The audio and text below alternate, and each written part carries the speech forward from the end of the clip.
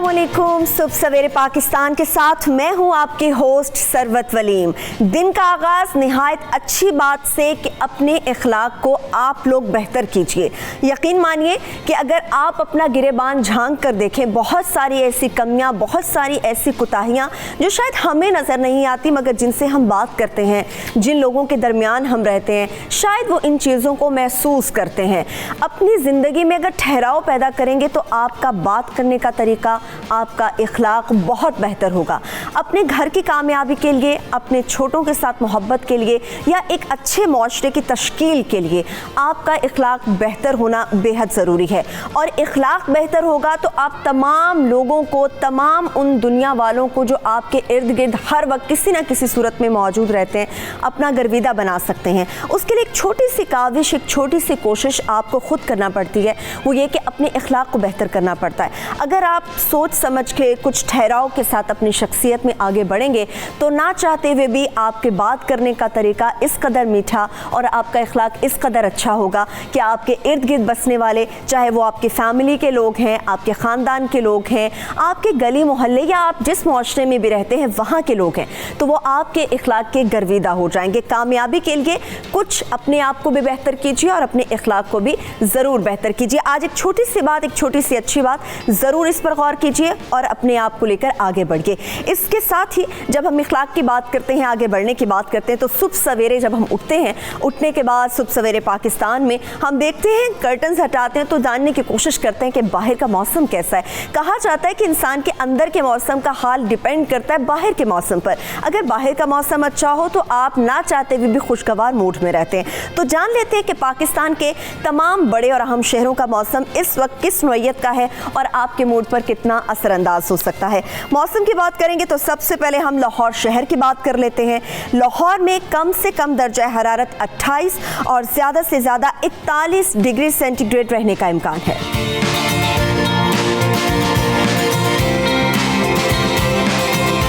लाहौर तो आग बरसाने के मूड में इस वक्त हो सकता है। 41 डिग्री तक पहुंच जाए तो बड़ी मुश्किल खड़ी हो जाएगी। लाहौर के बाद इस्लामाबाद का रुख करते हैं, वहां पर जानते हैं क्या सूरत हाल है। इस्लामाबाद में कम से कम दर्जा हरारत 24 और ज़्यादा से ज़्यादा 38 डिग्री सेंटीग्रेड रहेगा।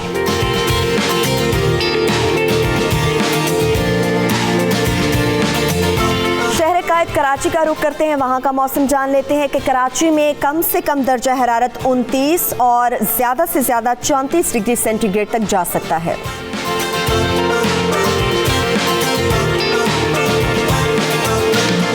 अब आपको लिए चलते हैं पेशावर के मौसम की तरफ कि पेशावर की सूरत हाल क्या है। पेशावर में कम से कम दर्जा हरारत 26 और ज़्यादा से ज़्यादा 41 डिग्री सेंटीग्रेड तक हो सकता है।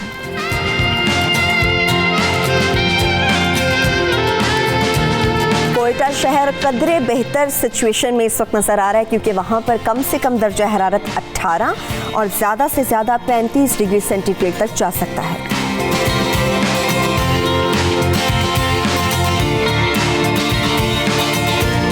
और अभी आपने मौसम की सूरत हाल तो जानी, तरीन सूरत हाल क्या है इस मुल्क से रिलेटेड, सियासत से रिलेटेड, और बहुत सारी ऐसी चीज़ें होती हैं जो हमारे सामने नहीं आ पाती इस मुल्क के सरजमीन के अंदर, उनको जानना भी बहुत ज़रूरी होता है। तो इन तमाम तर चीज़ों को जानने के लिए हमारे नुमाइंदा खुसूसी सुहेल भट्टी साहब हमारे तरफ से इस्लामाबाद स्टूडियो से मौजूद होंगे, उनसे बात कर लेते हैं। भट्टी साहब, गुड मॉर्निंग, क्या ताज़ा तरीन खबरें हैं आपके पास?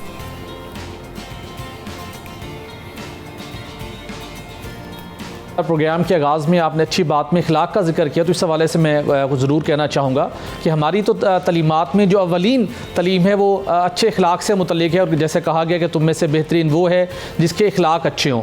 और हम देखते हैं कि और माहिरीन की भी एक रिपोर्ट भी है कि जिन लोगों के इखलाक बहुत अच्छे होते हैं उन पर नफसियाती दबाव भी कम होता है।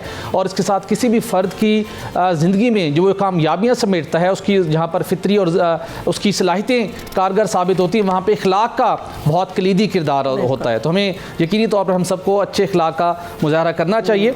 ये स्टोरी हमारी है बेसिकली पोर्ट कासिम अथॉरिटी से मुतल्लिक, जहाँ पर एक निजी कंटेनर टर्मिनल ऑपरेटर कंपनी को खिलाफ ज़ाब्ता एक इक़दाम उसने उठाया, जिसके आप ये सुनकर हैरान होंगी कि इस कंटेनर टर्मिनल पर भारतीय शहरियों को रसाई दी गई। वो भारतीय शहरी जो कि खुद भारत में मुख्तलिफ पोर्ट्स पर तैनात रहे और हमारा जो पोर्ट्स का जो शोबा है ये बहुत हसास और स्ट्रेटजिक नेचर का ये बिज़नेस है। यहाँ पर एक पाकिस्तानी कंपनी ने गैर मुल्की कंपनी को ना सिर्फ 75% खिलाफ ज़ाब्ता शेयर फ़रोख्त किए, यानी कि SCCP security exchange commission of Pakistan की मंजूरी के बगैर, और उसके साथ वजारत दाखिला से सिक्योरिटी क्लियरेंस हासिल किए बगैर गैर मुल्की कंपनी को ना सिर्फ 75% शेयर दिए गए बल्कि उस टर्मिनल का कंट्रोल भी उस गैर मुल्की कंपनी के हवाले किया गया। और फिर इस तरीके के ज़रिए से भारतीय शहरियों जिसमें रिजवान सुल्तान अली सुमर और दीवान मनकोडी का नाम शामिल है, इन्हें हमारे पाकिस्तान के हसास तरीन और अहम तरीन पोर्ट कासिम पर मौजूद एक निजी कंटेनर टर्मिनल पर उनको रसाई मिली। कई महीनों तक उन्होंने ये काम किया। ये मामला हमारे इलाके में भी आया, बाकी जगहों पे भी रिपोर्ट हुआ। Security exchange commission of Pakistan से जब रब्ता किया गया तो SCCP ने इस बात की तस्दीक की थी कि जो असिस्टेंट रजिस्ट्रार हैं खुरम शहजाद, उन्होंने ताहाल इस कंपनी के जो रिटर्न थे उनको तो एक्सेप्ट नहीं किया। लिहाजा जो 75% शेयर होल्डिंग का मामला है ये भारतीय शहरियों की अपॉइंटमेंट का मामला है। ये मामला वज़ारत को अरसाल कर दिया गया है। जब वजारत दाखिला की जानिब से हमें सिक्योरिटी क्लियरेंस मिलेगी फिर ही हम यहाँ पर उनकी रिटर्न को एक्सेप्ट करेंगे। लेकिन आप सुनकर हैरान होंगे कि 6 माह तक ना तो वजारत दाखिला की सिक्योरिटी क्लियरेंस मिली, लेकिन वो गैर मुल्कियों को यहाँ तक रसाई हासिल रही। उनको पाकिस्तान के पोर्ट्स का जो और टर्मिनल ऑपरेटर का जो हसास डाटा था उस तक रसाई मिली और वो अपना काम करते रहे। लेकिन भट्टी साहब ये तो बड़ी आपने संगीन किस्म की बात बता रहे हैं। हमारा ही मुल्क है, हमारी ही पोर्ट है और यहाँ पर SCCP कुछ मामलात की तस्दीक भी कर रही है। कानून और ज़वाबित की खुल्लम खुल्ला खिलाफ वर्जी होती है, मगर कोई इसके अगेंस्ट कार्रवाई क्यों नहीं हो पा रही? सरवत, यही सबसे बड़ा क्वेश्चन है कि इतने बड़े पैमाने के ऊपर एक कानून की खिलाफ वर्जी की गई और उसके साथ भारतीय शहरियों को, जिसको कोई सोच नहीं सकता कि उन्हें किस तरीके के साथ पाकिस्तान के पोर्ट पर उन्हें रसाई मिली, हसास डाटे तक उनको रसाई मिली, वो कई माह तक यहाँ से वाबस्ता रहे और ताहाल 75% शेयर होल्डिंग की जो गैर मुल्की कंपनी को फ़रोख्त किए गए शेयर, उनकी भी सिक्योरिटी क्लियरेंस नहीं मिली। लेकिन जब ये वजारत दाखिला ने सिक्योरिटी क्लियरेंस रिजेक्ट की तो फिर बाद में उस पाकिस्तानी कंपनी ने इन भारतीय शहरियों की नॉमिनेशन वापस ले ली। लेकिन सवाल यहां पर यह पैदा होता है कि ताहाल security exchange commission of Pakistan की जानिब से कोई एक्शन नहीं लिया गया। गुज़श्ता रोज हमने SCCP के तर्जुमान को ईमेल अरसाल की, उन्हें क्वेश्चनेयर भिजवाया कि जब खिलाफ वर्जी साबित हो गई तो आपने कोई कार्रवाई क्यों नहीं की गई, उस कंपनी को आपने पहले नहीं रोका, और जब इस्टेब्लिश हो गया कि बगैर वजारत दाखिला की सिक्योरिटी क्लियरेंस उन्होंने यहाँ पर काम किया, उनको रसाई मिली, तो कार्रवाई क्या की गई? कोई जवाब नहीं मिला, सब खामोश है। छोटी सी ब्रेक है सुबह सवेरे पाकिस्तान में, हम जा रहे हैं ब्रेक पर, मगर आप कहीं मत जाइएगा, जल्दी से अपने फोन के करीब चले जाएं क्योंकि एक ब्रेक से वापस आएंगे तो आपके कॉल्स होंगे और हमारे साथ होंगे बहुत से अच्छे और अहम मेहमान। छोटी सी ब्रेक, हमारे साथ रहिए।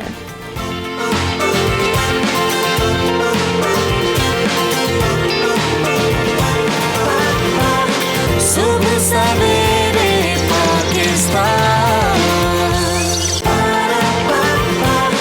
सुबह सवेरे पाकिस्तान।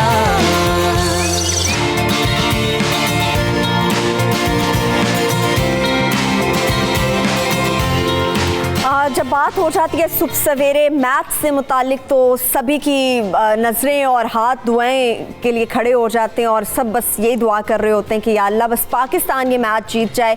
और चूंकि बड़ी क्रुशियल सूरत हाल चल रही है पाकिस्तान के करियर को लेकर, ख़ास तौर पर 2019 के इस वर्ल्ड कप को लेके उम्मीदें तो बहुत थी कि सरफराज की क़यादत में शायद बहुत ज़्यादा आगे तक जाएंगे, मगर हम देखा कुछ परफॉर्मेंस इतनी अच्छी नहीं रही। कुछ मैचेस में हमने देखा बहुत ही बुरी रही और ख़ास तौर पर इंडिया के साथ जो मैच हुआ उस पर तो हमारा होता है कि सब चाहे जितने भी मैच हारे जीते, इंडिया के साथ होने वाला मैच हमारा जीतना चाहिए, मगर अनफॉर्चुनेटली वो मैच हम पूरी तरह से हार गए। और जो साउथ अफ्रीका के साथ मैच हुआ था उसमें भी हमने देखा कि पाकिस्तान की परफॉर्मेंस, जीत तो गए वो मैच, लेकिन वो पाकिस्तान की परफॉर्मेंस इस हद तक अच्छी नहीं थी कि कहा जा सके कि ये वो टीम है जो पाकिस्तान की तरफ से वर्ल्ड कप के लिए उतारी गई है। हालांकि PSL जो खेलती है हमारी टीम, उसका मकसद यही होता है कि अपने प्लेयर्स को आप ग्रूम करें, नए नए प्लेयर्स आपके पास आए और एक ऐसी ज़बरदस्त किस्म की टीम आपके पास तैयार हो जाए जो कि कि मैदान में उतारी जा सके वर्ल्ड कप के लिए, क्योंकि ये सारी रेस सिर्फ वर्ल्ड कप के लिए होती है। अब बात आ जाती है पाकिस्तान और न्यूजीलैंड का मैच भी होने जा रहा है, लेकिन इस मैच को लेकर भी बहुत ज़्यादा आवाम थोड़ी सी परेशान है। उसकी वजह यह है कि कहा जा रहा है कि क्या सरफराज की क़यादत में पाकिस्तान न्यूजीलैंड का जो मैच होने जा रहा है, पाकिस्तान एक बेहतर परफॉर्मेंस दे पाएगा, उस परफॉर्मेंस के साथ पाकिस्तान क्या जीत सकेगा। इसके साथ साथ जो साउथ अफ्रीका के दौरान मैच में जो टीम उतारी गई थी मैदान के अंदर, क्या न्यूजीलैंड के साथ भी हम देखेंगे वही प्लेयर्स हमें नजर आएंगे, क्योंकि हमने देखा है कि बहुत सारी ऐसे इंपॉर्टेंट कैचेस थे जो कि पाकिस्तानी प्लेयर्स की तरफ से छोड़ दिए गए थे, और पाकिस्तान की परफॉर्मेंस कुछ कैच पकड़ने के हवाले से भी इतनी अच्छी नहीं है। उनका अगर रिकॉर्ड देखा जाए तो इस वर्ल्ड कप में हमें काफ़ी नीचे नज़र आ रहा है। इंडिया की परफॉर्मेंस इस हवाले से हमें काफ़ी नज़र आ रही है कि फील्डिंग उनकी बहुत अच्छी होती है, बहुत स्ट्रॉन्ग फील्डिंग करते हैं कोहली की क़यादत में। सरफराज का पिछले दिनों काफ़ी ज़्यादा मामला भी इस तरह ख़राब चल रहे थे, कहा जा रहा था कि ग्रुप बंदी भी चल रही है टीम में। अब न्यूजीलैंड का जो मैच होने जा रहा है, इसमें पाकिस्तान की पोजीशन कैसी रहेगी, ये जानना बेहद ज़रूरी है। और इसके लिए हमें माहिर फल्कियात हैं आगा बहिश्ती साहब, उन्होंने कराची स्टूडियो से ज्वाइन किया। आगा साहब वेलकम करेंगे आपको। इसके साथ साथ उनसा शाह हैं, टैरो कार्ड रीडर हैं, वो भी कराची स्टूडियो में हमारे साथ मौजूद रहेंगी। उनसा आपको भी वेलकम करेंगे। सबसे पहले आगा साहब, मैच की सूरत हाल जो बन रही है उससे आपको क्या लग रहा है? आपकी जो प्रेडिक्शंस हम देखते रहे हैं वो तकरीबन 90% हमें नज़र आती हैं कि वो उस मैच से मुताल्लिक होती हैं और वो सच साबित होती हैं। अब की बार आपको क्या लग रहा है कि न्यूजीलैंड के साथ कैसा मैच पड़ने वाला है पाकिस्तानी खिलाड़ियों का? जी बहुत शुक्रिया। बिस्मिल्लाहिर्रहमानिर्रहीम। अल्लाहुम्मा कुल्ल वली कल हुज्जत इब्न अल हसन सलवातुका अलैहि व अला आबाइही फी हाज़िहि साअह व फी कुल्लि साअह वलिय्यन व हाफ़िज़न व क़ाइदन व नासिरा व दलीलन व ऐना हत्ता तुस्किनहु अर्ज़क तव्वाअन व तुमत्तिअहु फ़ीहा तवीला बिरहमतिका या अरहमर राहिमीन। बहुत शुक्रिया। और सितारों की जो रोशनी है और इल्म फ़ल्कियात की जो मैं डेली अपने पेज आगा बेहश्ती के पेज में करता हूँ, उसी तसलसल से मैं आज पाकिस्तानी कौम के लिए मैं एक अच्छी खबर लेकर आया हूँ, और बहुत ज़बरदस्त खबर है और मेरी इल्मी राय है ये। और अच्छा। ये सितारों का एक इल्म है, इल्म गैब तो मेरा खुदा जानता है।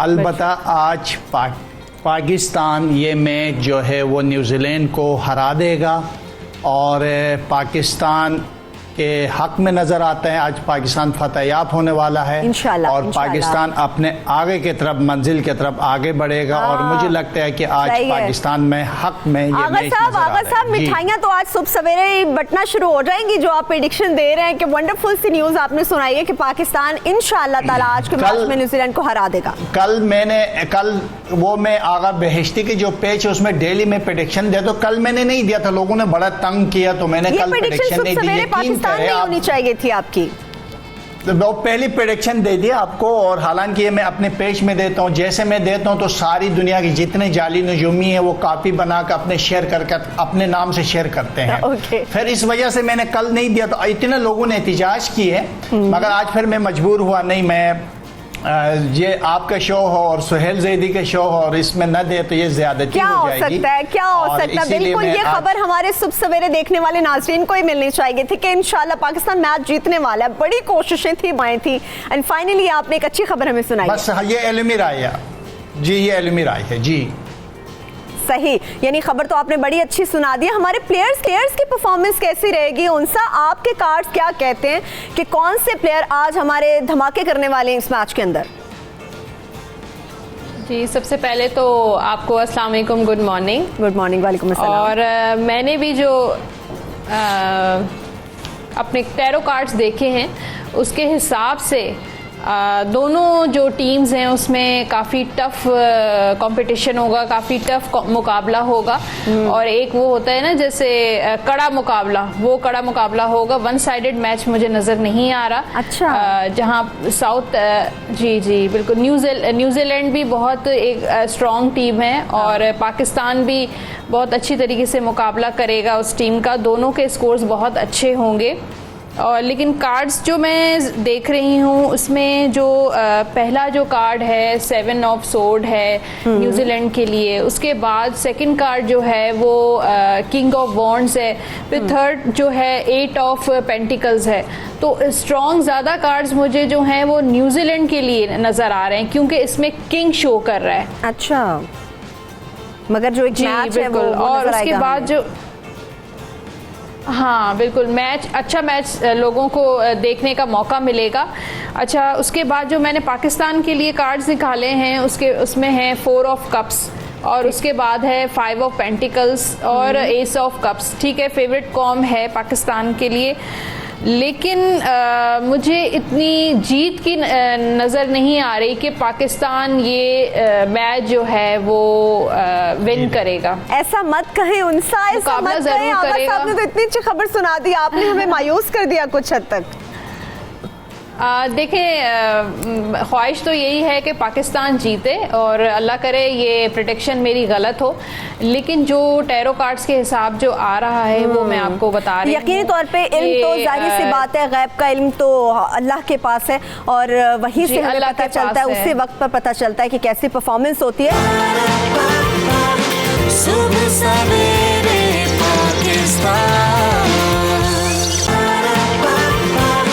सुबह सवेरे पाकिस्तान। पाकिस्तानी प्लेयर्स की परफॉर्मेंस कैसी हो सकती है, इस वक्त हमारे साथ सीनियर स्पोर्ट्स जर्नलिस्ट हैं मिर्ज़ा इकबाल बेग साहब, उन्होंने में ज्वाइन। सर, आपको भी वेलकम करेंगे सुबह सवेरे पाकिस्तान में। पाकिस्तान और न्यूजीलैंड के माबैन जो मैच होने जा रहा है, कुछ प्रेडिक्शंस ये आ रही हैं कि पाकिस्तान इंशाल्लाह ताला आज विन कर जाएगा, मगर कुछ में नज़र आ रहा है कि शायद पाकिस्तान की पोजीशन इतनी हमें ताकतवर या इतनी स्ट्रांग नज़र नहीं आएगी। आपको क्या लगता है पाकिस्तान की ओवरऑल परफॉर्मेंस देख के कि आज का इस मैच में न्यूजीलैंड के साथ कितना अच्छा और कड़ा मुकाबला हमें देखने को मिलेगा और पाकिस्तान यकीनी तौर पर विन भी कर सकता है? देखिए, सर्वर प्रेडिक्शन पे तो कोई भी इतनी तवज्जो नहीं देता, सारा खेल मैदान का है।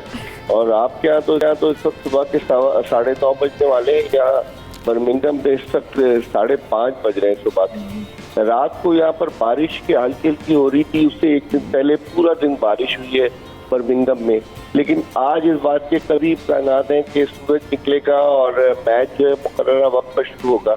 जहाँ तक पाकिस्तानी टीम की बात आपने की, पाकिस्तान ने साउथ अफ्रीका के खिलाफ जो मैच जीता है वो लॉर्ड्स लंदन में, उसके बाद टीम का मोरल अप हुआ है।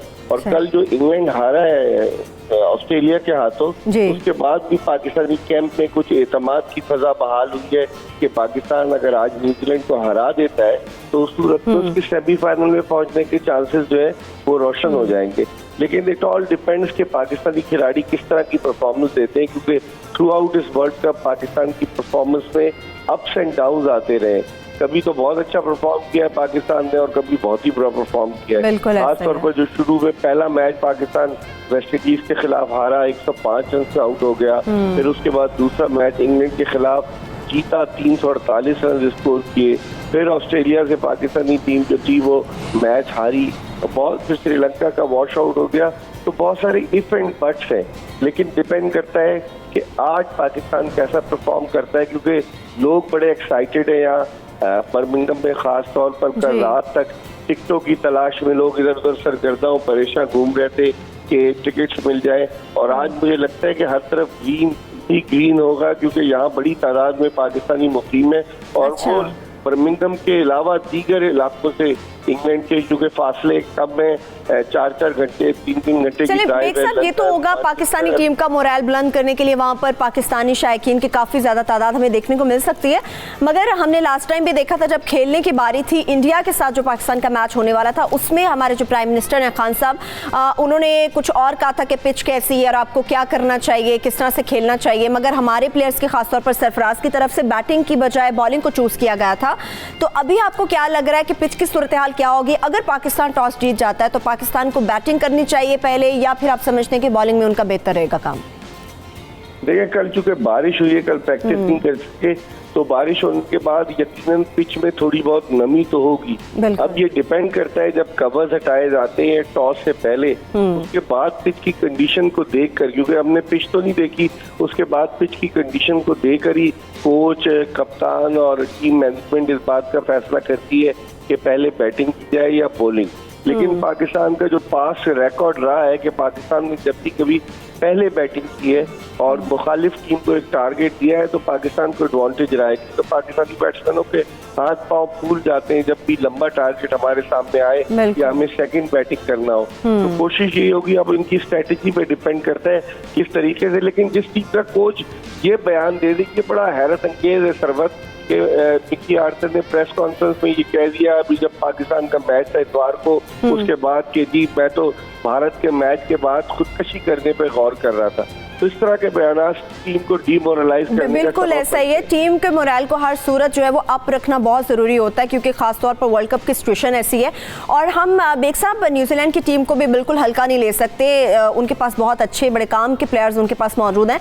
आज के इस मैच में आप क्या समझते हैं कि सरफराज जो हमारे कैप्टन हैं उनका गेम प्लान क्या हो सकता है? साउथ अफ्रीका में जो हमें टीम नज़र आई थी मैदान में, वही हमें लोग नज़र आएंगे, उसी तरह की फील्डिंग नज़र आएगी, या आप समझते हैं कि कुछ नाम तब्दील करने चाहिए इस मैच के लिए? देखिए मेरे ख्याल में ये विनिंग कॉम्बिनेशन को नहीं छेड़ेंगे, डिपेंड करता है पिच को देखने के बाद ये क्या करते हैं। और जहां तक न्यूजीलैंड की टीम की बात की सरबत आपने, न्यूजीलैंड की टीम अनबीटेबल टीम है इस टूर्नामेंट में, अब तक कोई मैच नहीं आ रही। उनका मोरल आता है आखिरी मैच वो जिस तरीके से जीते, उनके कप्तान केन विलियमसन ने जिस तरह सेंचुरी स्कोर की, जेल कर रही है न्यूजीलैंड की टीम एज अ टीम। और पाकिस्तान की फील्डिंग का स्टैंडर्ड सबसे ज्यादा 14 कैचेस पाकिस्तान ने इस टूर्नामेंट में ड्रॉप किए। सिचुएशन है, बिल्कुल बहुत ही बुरी ये सिचुएशन है। और कहा जा रहा था कि हम एक साथ पीएसएल इसलिए कराते हैं कि हमारे प्लेयर्स जो हैं वो ग्रूम हो जाए, हमारे पास नया टैलेंट आ जाए, हमारे प्लेयर्स की जहां पर कमियां उन चीज़ों को ख़त्म किया जाए। बट अनफॉर्चुनेटली इस वर्ल्ड कप में हमने देखा है कि पाकिस्तानी प्लेयर्स ने बहुत ज़्यादा कैचेस छोड़े हैं।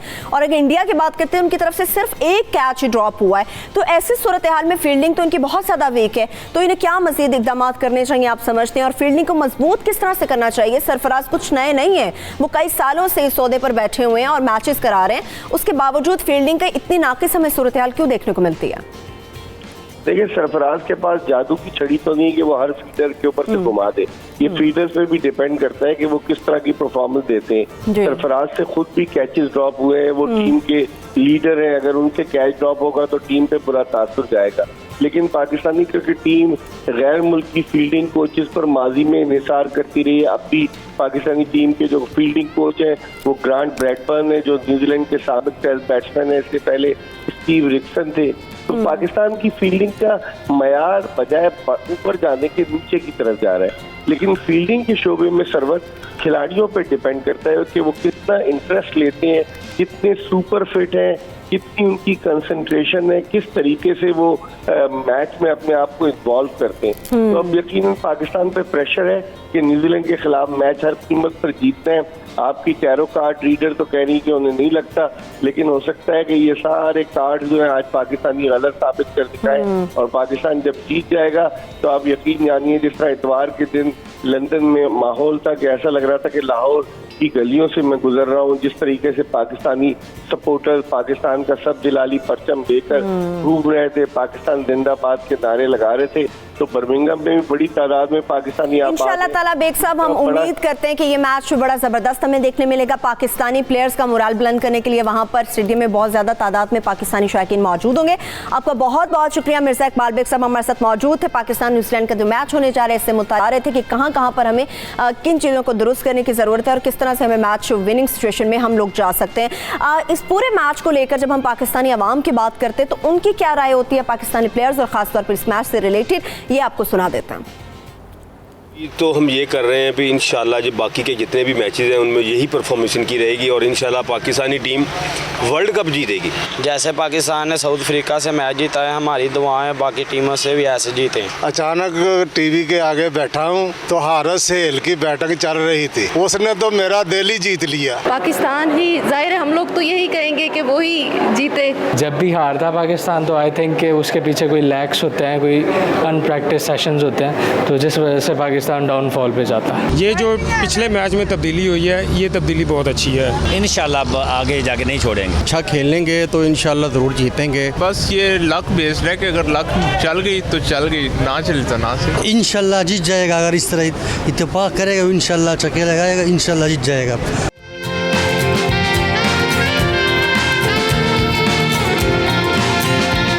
और इंशाल्लाह ताला पाकिस्तान जीतेगा अगर गेम प्लान लेकर पूरा मैदान में उतरेंगे, प्लेयर्स की उसी तरह से पूरी एफर्ट्स अपनी लगा देंगे और होप करते हैं कि आज के मैच में किसी किस्म का कोई कैच नहीं छोड़ा जाएगा। इस वक्त हमारे साथ मालाकंड से कॉलर हैं रियाज खान, उनसे बात करते हैं। रियाज, क्या क्वेश्चन करेंगे आप? अस्सलाम वालेकुम। मैं जो है मलाकट आया हुआ घूमने के लिए हूँ। मैं मॉडल कॉलोनी कराची से, लेकिन आपका प्रोग्राम यहाँ पे चैनल बड़े शौक से देखा जाता है। 92 को लोग बहुत शौक से देखते हैं यहाँ पे, और मैंने यहाँ आके एक महसूस किया कि 92 जहाज KPK में बहुत मशहूर है और लोग बहुत पेजराई करते हैं और बहुत खुशी से और मोहब्बत से देखते हैं इसको। अब मैं जिसके घर आया हुआ हूँ वहाँ आपका 92 मैंने चैनल देखा तो मैंने नंबर देख के आपको कॉल कर रहा हूँ। इंशाअल्लाह ताला आज पाकिस्तान विन करेगा, और मैं सरफराज हमें टीम को चाहिए कि खाली सरफराज ही कप्तान नहीं है, टीम के हर खिलाड़ी को कप्तान बन के सोचना होगा और कप्तान बन के परफॉर्मेंस देनी होगी। तो इंशाअल्लाह ताला आज न्यूजीलैंड से हम जीत के हम वापस कम बैक करेंगे, और इंशाअल्लाह ताला वो दिन दूर नहीं जब हम लाहौर एयरपोर्ट पे पाकिस्तान टीम को वर्ल्ड कप के रिसीव करेंगे। वर्ल्ड कप लेके आएगी, और इस नारे के साथ कि पूरी कौम की दुआएं पाकिस्तान टीम के साथ है। पाकिस्तान जिंदाबाद। बहुत शुक्रिया आपका रियाज खान, आपकी मोहब्बतों का बहुत शुक्रिया, सुबह सवेरे पाकिस्तान को देखने का शुक्रिया, 92 न्यूज़ को देखने का आपका बेहद शुक्रिया। तो आपकी जो उम्मीद है कि पाकिस्तान जीतेगा, इंशाअल्लाह ताला आज सब माएँ जाए नमाज बिछा के बैठ चुकी होंगी, मुझे यकीन है, और दुआएं कर रही होंगी पाकिस्तान की विनिंग सिचुएशन के लिए। तो आगा साहब, आवाम का तो रद्द-ए-अमल हमें मिलना शुरू हो गया है कि आवाम तो बड़ी पुरुम्मीद है। एक मैच हारने का या 2 मैचेस हारने का मतलब ये नहीं है कि आप अपनी मोराल को ही डाउन कर लें, वो तो पूरा में कि इंशाअल्लाह ताला पाकिस्तान जीतेगा। आपको क्या लगता है, आवाम की तवक्कुआत पूरी होने जा रही हैं यानी कि? जी बिल्कुल, मेरी जो इल्मी राय है, जो मैंने फार्मूला निकाला है, आज 33 मैच हो रहे, 33 में से सिर्फ मेरी 2 गलत हो गए हैं, और उसी हिसाब से जो फार्मूला है उस हिसाब से मैं देख रहा हूँ तो आज पाकिस्तान जो है वो जीत रहा है, और न्यूजीलैंड जो है वो इस वक्त ज़वाल की कैफियत पर है, और पाकिस्तान की जो है वो उरूज की कैफियत पर है। जैसा आपके चैनल पे इंडिया और पाकिस्तान की पेशन गोई हम कर चुके हैं, और उसी तरह यहाँ पर नज़र आ रहा है कि इसमें न्यूजीलैंड के जो कप्तान है, उनकी टीम है, उनके लिए मसाइल मुश्किलात होंगे। टीम मैच तो खेलेंगे वो भी, पाकिस्तान भी अच्छा खेलेगा, दोनों अच्छे खेलेंगे, और मुझे लगता है कि आज पाकिस्तान के लिए उरूज, कामयाबी, बुलंदी, अच्छा दिन, खुशी का दिन, आगे बढ़ने का दिन, फतह का दिन, कामयाबी के साथ अच्छी तरीके से पाकिस्तान मुकाबला करने वाला है, और न्यूजीलैंड को शिकस्त देकर अगले जो है वो बांग्लादेश की तरफ बढ़ने वाला है। इंशाअल्लाह तो आज पाकिस्तान के लिए अच्छा दिन है, और मुझे लगता है कि इंशाल्लाह सुबह और सुबह एक चीज़ देख रहे, थोड़ा सा उनके कप्तान की बेहतरी आ रही थी। इसमें मैंने उसको ये कहा कि शायद आज टॉस जो है वो न्यूजीलैंड जीते, बाकी मैच मेरी इल्म के मुताबिक 110% आज पाकिस्तान इंशाल्लाह ताला पाकिस्तान ही जीतेगा। मगर उनसे आपके कार्ड्स क्या कहते हैं कि आज के इस मैच में किस प्लेयर की परफॉर्मेंस हमें सबसे ज़्यादा अच्छी देखने को मिलेगी? जी, कार्ड्स के हिसाब से देखें, हमें वैसे तो मैच के हिसाब से पूरी उम्मीद रहना चाहिए, पॉजिटिव सोचना चाहिए, इंशाल्लाह पाकिस्तान ज़रूर जीतेगा। लेकिन कार्ड्स देखें, ज़रूरी नहीं है कि जो हम सोचें और हम चाहें वो प्रिडिक्ट करें ना। तो मैंने जो तो उसके लिए के मुताबिक प्रेडिक्शन दे सकते हैं, आप उसका सही या गलत होना वो तो अल्लाह ताला के हाथ में। जी बिल्कुल। अब मैंने जो कार्ड्स निकाले हैं, सरफराज अहमद के लिए काफ़ी टफ मुकाबला करना पड़ेगा उनको। 2 ऑफ पेंटिकल्स का कार्ड है, वो कोशिश करेंगे मैच को बैलेंस करने की, लेकिन कोई इतना 2 का कार्ड है, इतना कोई स्ट्रॉन्ग कार्ड नहीं है, कोई पावरफुल कार्ड नहीं है। अंडर प्रेशर वो रहेंगे, बर्डन भी उन पे रहेगा। उसके अलावा जो मैंने मोहम्मद आमिर के जो कार्ड्स निकाले हैं, नाइट ऑफ कप्स, ये अच्छा कार्ड है। इस वक्त वो फेवरेट प्लेयर एज अ खेल रहे हैं, और नाइट ऑफ कप्स एक अच्छा पॉजिटिव कार्ड है। तो मुझे आज के मैच में मोहम्मद आमिर की परफॉर्मेंस अच्छी लग रही है, यानी कि ज़बरदस्त परफॉर्मेंस हमें आमिर की देखने को मिलेगी। आगा साहब, आपको लगता है कि आमिर की अगर हम बात करते हैं तो वो इस वर्ल्ड कप में सबसे ज़्यादा विकेट लेने वाले बॉलर बन सकेंगे? कोई ऐसे चांसेस हैं आमिर के? देखिए, मैंने एक एक करके सारे खिलाड़ियों को देखा है कि अगर आज, क्योंकि हर खिलाड़ी के अदद के हिसाब से देखते हैं कि ताकतवर कौन से खिलाड़ी बनेगा या सारे बनेंगे। आज मुझे ऐसा लगता है कि सारे टीम जितने फ़कर से लेकर और मुझे चाहिए कि आज मैं चाहता हूँ कि मेरी अपनी इल्म राय अगर ये मोहम्मद हसनैन को आज शामिल कर दे तो मैं कहता हूँ 100% आज पाकिस्तान जीत जाएगा। 110% तो अब भी जीतने वाला है। तो सारे खिलाड़ी अपने अपने हिसाब से सब ने अच्छी किरदार अदा करने वाला है और सब ने बेहतर मुस्तकबिल के साथ सबने बेहतर मुस्तकबिल के लिए आगे बढ़ने और बेहतरीन और अच्छा किरदार अपना अदा करना होगा। आगे बढ़ने और हमारा आज झंडा। ठीक है जी, आगा साहब मैं आपकी तरफ आती हूँ। एक कॉलर है हमारे साथ अबू रेहान ओकाड़ा से, उनसे बात करते हैं। जी अबू रेहान, क्या जानना चाहेंगे आप? अस्सलाम वालेकुम जी। वालेकुम अस्सलाम। आपका प्रोग्राम बहुत अच्छा लग रहा है सरवत वलीम साहब। बहुत शुक्रिया आपका, बहुत शुक्रिया। तो जो है ना, आज पाकिस्तान को पहले टॉस जीत के बैटिंग करनी चाहिए, सरफराज को अच्छे अंदाज में जो है ना अपनी कप्तानी का फराइज अंजाम देना चाहिए। अच्छा, तो आप ये समझते हैं। बहुत शुक्रिया अबू रेहान। अभी भी कुछ कमियां, कुछ शिकायतें, शिकवे आगा साहब हमें सुनने को मिल रहे हैं पब्लिक के कि सरफराज साहब को अपनी कैप्टनसी में कुछ अच्छा किरदार अदा करना होगा। ऐसा है कि पाकिस्तानी टीम आप सबको मालूम है ये मौजूदाती टीम है। ये जीतने में आए तो फिर किसी को भी आपके सामने, हारने में आए तो अफगानिस्तान से भी हार जाती हैं और जीतने में आए तो फिर दुनिया की कोई भी टीम इनके मुकाबले में नहीं है।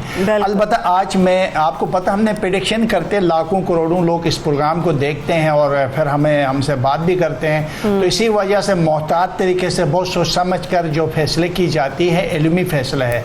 देखें, जिस तरह महकमे मौसमियात वाले पेशन गोई करते हैं, इसी तरह ये एक मुकम्मल इल्म है। इससे फ़ायदा उठा सकते हैं और इस इल्म के ज़रिए जो आज नज़र आ रहे हैं वो इंशाअल्लाह ताला अल्लाह ताला की पूरी ताईद और मदद से इंशाअल्लाह आज पाकिस्तान का झंडा बर्मिंघम में, वैसे भी मैं वहाँ इंग्लैंड में रहता हूँ, आपको पता है दाएं बाएं मैनचेस्टर है और फिर ब्लैकबर्न से लेकर मैनचेस्टर तक सारे पाकिस्तानी हैं। आज मुझे लगता है कि बर्मिंघम आज बहुत शानदार रश होगा और वैसे भी बर्मिंघम शहर पाकिस्तानियों का शहर है। तो मुझे लगता है कि आज पाकिस्तानी बहुत खुश होंगे और जश्न मनाने वाले हैं और अच्छा दिन पाकिस्तान के लिए नजर आ रहा है। जरूर मनाएंगे आज के मैच को जीतने के बाद। न्यूजीलैंड के लिए जवाल के दिन है जी। ठीक है, मगर आगा साहब पाकिस्तान तो जीत जाएगा। अगर टॉस की बात करते हैं तो फिर टॉस कौन जीतता हुआ आपको नजर आता है, पाकिस्तान या फिर न्यूजीलैंड? अच्छा, मेरे हिसाब से न्यूजीलैंड के हक में नज़र आ रहे हैं टॉस जी। टॉस की जो मैंने देखा है, क्योंकि एक छोटी सी उनके फेवर आ रही थी, फिर मैंने वो फेवर जो है वो न्यूजीलैंड के हक में दिया है। तो मुझे लगता है कि टॉस आज न्यूजीलैंड जीतेगा, मैच जो है वो पाकिस्तान जीतेगा। मैच पाकिस्तान जीतेगा, मगर 59 सेमीफाइनल के मरहले में पाकिस्तान आपको जाता हुआ नजर आ रहा है? ये मैं देख लेती हूँ। मगर आज हार रहे तो कैसे जाएगा? ये भी तो एक सवाल है ना। जी, बिल्कुल, ये भी एक सवाल है। देखिए, कार्ड्स तो इतने अच्छे नहीं आ रहे हैं, हमें पूरी उम्मीद तो रहना चाहिए। अब मैं लोगों को डिसअपॉइंट नहीं करना चाहती, लेकिन कार्ड जो है वो इतना अच्छा नहीं है। 3 ऑफ सोर्ड का कार्ड है, तलवारें। बहुत मुश्किलात हैं पाकिस्तान को सेमीफाइनल तक पहुंचने में, उनको और ज़्यादा मेहनत और कोशिश की ज़रूरत है। बिल्कुल, मुश्किलात तो बहुत ज़्यादा हमेशा ही होती हैं, मगर अगर आप अच्छी कोशिश करें, एक मुस्बत कोशिश करें तो डेफिनेटली तमाम चीज़ें आपके अपने हक में हो जाती हैं, मगर आपको कोशिश करनी पड़ती है। बहुत शुक्रिया आगा बहिश्ती साहब हमारे साथ मौजूद थे। हम रख सकते हैं, दुआएं तो पूरी कौम कर सकती है, लेकिन बिल्कुल पूरी कौम इस तक दुआएं कर रही है। उनसे आप हमारे साथ मौजूद थी, आपका भी बेहद शुक्रिया। इसके साथ ही सुबह सवेरे पाकिस्तान में एक छोटी सी ब्रेक की तरफ बढ़ते हैं। जब ब्रेक से वापस आएंगे तो बात अगर करते हैं दुनिया भर की, तो पाकिस्तान की भी बात करेंगे कि पाकिस्तान से मुताल्लिक क्या अहम और ज़बरदस्त चीज़ हमारे पास है इस अपने मुल्क के लिए, कि क्या कुछ यहाँ पर खूबसूरत है, क्या कुछ आपके लिए। सुबह सवेरे पाकिस्तान में एक छोटा सा ब्रेक, हमारे साथ रहिए।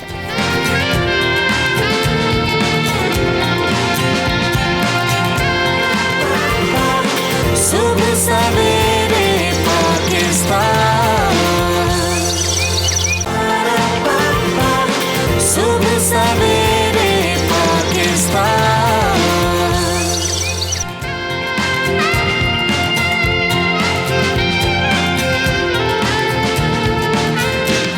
सवाल तो ये है कि क्या वाकई आपने पाकिस्तान देखा भी है?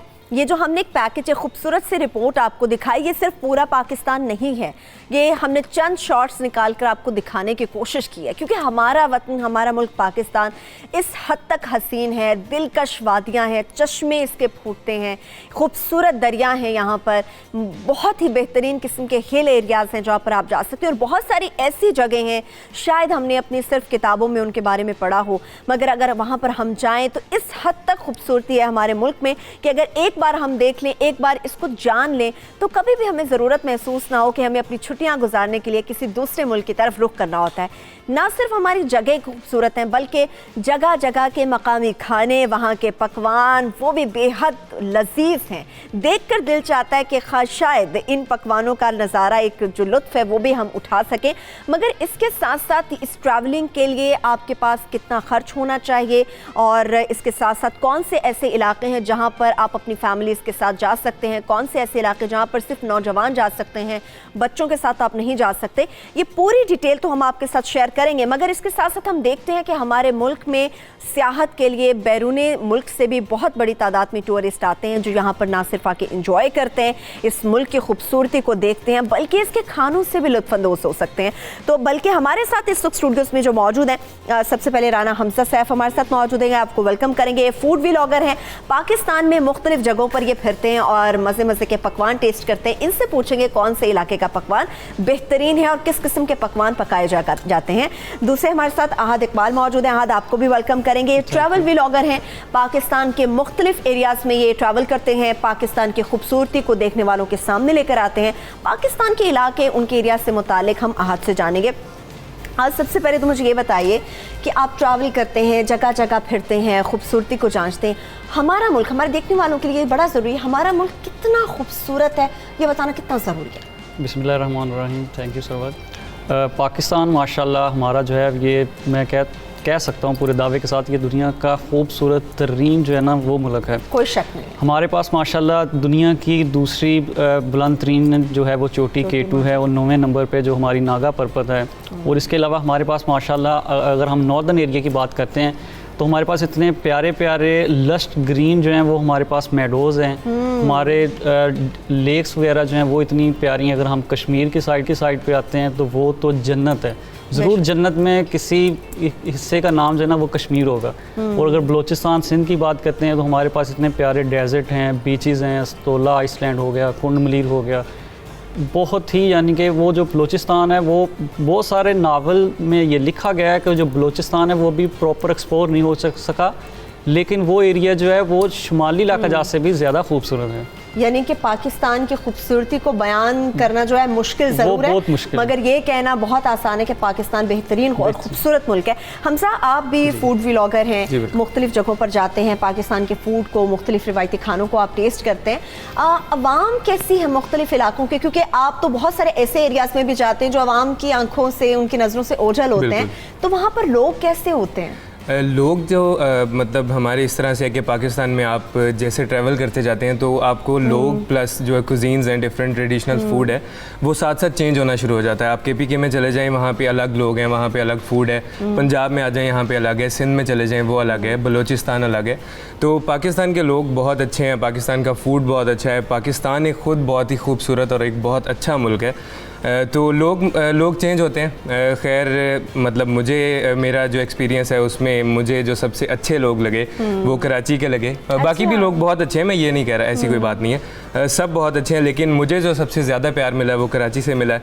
लाहौरियों ने प्यार नहीं दिया आपको? लाहौरियों ने भी बहुत प्यार दिया, बहुत प्यार दिया, लेकिन मतलब मैं वही कह रहा हूँ कि मैं कोई ऐसी बात नहीं कर रहा, लेकिन मुझे जो बहुत ज़्यादा अच्छे लोग लगे वो मुझे कराची के बहुत, कराची शहर भी मुझे बहुत फूड से रिलेटेड में बात करेंगे। मगर अहद, आप कई सालों से ट्रैवलिंग के इस फील्ड में हैं, कई सालों से पाकिस्तान के एरियाज़ में आप जा रहे हैं, पाकिस्तान की खूबसूरती को देख रहे हैं, तो इतने सालों में कभी ऐसा लगा कि पाकिस्तान को कोई ख़ास हिस्सा है, कोई ख़ास इलाका आपको लगता है पाकिस्तान का हिस्सा है ही नहीं? बिल्कुल, मैं कुछ एरिए हैं, मैंने वैसे तो माशाल्लाह नॉर्दर्न एरिया जो है वो काफ़ी विज़िट किया है, लेकिन चित्राल के सराउंडिंग में कुछ एरिए ऐसे हैं कि जिनको देख के बहुत ज़्यादा खौफ आता है। मतलब तो खूबसूरत हैं और उनके जो पहाड़ हैं वो खौफ इस चीज़ का है कि वो एक अलग ब्यूटी है। अच्छा, तो एक अलग तरह के वहाँ पे पहाड़ हैं। अगर आप कोहे हिंदूकश की बुलंद तरीन चोटी जो है वो तिरशमीर का अगर जिक्र करें तो उसके सराउंडिंग में कुछ ऐसे एरिएज़ हैं जो कि बहुत ही डेंजरस किस्म के वहाँ पे हमने ट्रैक किए थे। तो वो जो एरिया वो काफ़ी, मतलब हादसाती तो नहीं है कि खुदा ना खास्ता हादसा हो सकता है, लोग वहाँ पे इस तरह के, या वहाँ पे जाके ऐसे ही फील होता है कि ये पाकिस्तान का हिस्सा है ही नहीं। वहाँ पे कह लें कि आबशारें भी हैं, बड़े प्यारा सीन्स वगैरह हैं। वहाँ पे जो उनके कट हैं पहाड़ों के वो टोटली डिफरेंट हैं। उन एरियाज़ में फील होता है। तो हद कभी ऐसा नहीं हुआ, आप इतने सालों से इस फील्ड में हैं, आपको लगा नहीं कभी, या आपकी ज़िंदगी में कभी कोई हादसा, क्योंकि हमारे बहुत सारे नौजवान हैं जो ट्रैवलिंग का शौक़ रखते हैं, बहुत सारी लड़कियां जो ट्रैवलिंग करना चाहती हैं, इस फील्ड में अपने आप को इन करना चाह रही हैं, कभी आपको कोई हादसा पेश आया? नहीं, पहले तो फर्स्ट ऑफ ऑल तो हम जब ट्रैवलिंग स्टार्ट करते हैं तो हमारी पहले यही होती है कि सेफ्टी पे नो कॉम्प्रोमाइज़। हमने अपने पूरे सेफ्टी गैजेट्स वगैरह पहने हैं, हेलमेट्स वगैरह, मतलब कि बाइकिंग पे हम लोग बाइक पे निकलते हैं। तो अल्हम्दुलिल्लाह कभी ऐसा हुआ नहीं है, लेकिन ये एक बार हुआ था कि हम लोग कश्मीर के एक एरिया टूर पे थे, तो वहाँ पे अर्थक्वेक आ गया था। अच्छा। तो ये जो था वो पत्थर गिरने स्टार्ट हो गए थे, तो वो थोड़ा सा लाइफ में ऐसा सीन हुआ था। उसके अलावा कभी से जान बचा के नहीं, जान बिल्कुल ऐसे ही, तो थोड़ा सा हम लोग सेव एरिया में चले गए। और उसके अलावा अल्हम्दुलिल्लाह कभी ऐसा नहीं हुआ कि पाकिस्तान में ये सिर्फ एक प्रोपेगेंडा है कि जनाब ये सेव एरिया नहीं है, ये फलां है, ये पाकिस्तान बहुत सेफ मुल्क है। मैं कहता हूँ आप जिधर भी चले जाएँ, आप चाहे कराची चले जाएँ, आप नॉर्दर्न एरिया चले जाएँ, बलूचिस्तान चले जाएँ, मेहमान नवाज लोग हैं और कोई ऐसा सीन नहीं है कि आप बांटने वाले लोग हैं ये हमारे मुल्क के।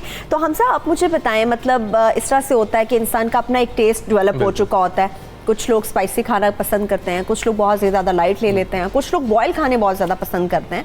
तो आपका जो टेस्ट था उससे हटके आपने जहाँ जहाँ सफ़र किया वहाँ पर आपने उसके खाने को ट्राई किया, तो कभी ये होता है कि आपके अपने टेस्ट बर्ड्स जो है वो इफ़ेक्ट कर जाते हैं कि यार मतलब मैं ये क्यों खाना खा रहा हूँ? बिल्कुल इस तरह होता है। मुझे जो है बचपन से, मैं बहावल नगर से हूँ मैं बेसिकली, तो बचपन से पंजाबी जो खाने होते हैं, कढ़ाइयाँ, बारबेक्यू, यही चीज़ें खाई हुई थी, देसी खाने बनते हैं। बिल्कुल। लेकिन मेरा बचपन से एक शौक़ था कि मुझे जो है वो कोई भी ऐसी जगह ना हो जहाँ का खाना मैंने ना खाया हो। तो इस तरह से मैंने ये शुरू किया, और उसमें काफ़ी चीज़ें ऐसी होती हैं जो मतलब खानी पड़ती हैं क्योंकि ट्राई करना है। तो उसमें होता है कि मतलब ये मैंने मतलब ये थोड़ा अजीब लगा है। लेकिन पाकिस्तान के मोस्टली जो पाकिस्तान के खाने, ऐसे खाने शायद ही आपको पूरी दुनिया में कहीं मिले। ये मैं आपको बिल्कुल एक पक्की बात बता सकता हूँ कि ऐसे खाने शायद ही आपको कहीं मिलें, क्योंकि आप जैसे जैसे आपका सूबा चेंज होता है, शहर चेंज होता है, कुछ ना कुछ नई चीज़ें आ जाती हैं।